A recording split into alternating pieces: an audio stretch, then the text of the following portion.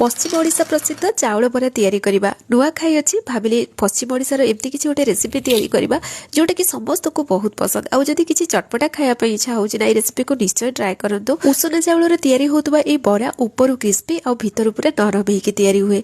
तो एठी मु उषना चाउल 4 कप नेइतिली, गोटे कप बिरी नेली, याको बतुरिया पे हमें 7-8 घंटा छाडी दबा। बिरी चाउल को अलग अलग करके बाटी नबा। प्रथमे बिरी को भलो भाबरे फेंटी सारला परे उषना चाउल रो बैटर टाको मध्ये एथिरे मिसेई कि ताको भलो भाबरे फेंटी नबा। फर्मेंटेशन पे 5 घंटा पाखापाखि रखी नबा। 5 घंटा पर बैटर बहुत बढ़िया से फुली जाइथिबो।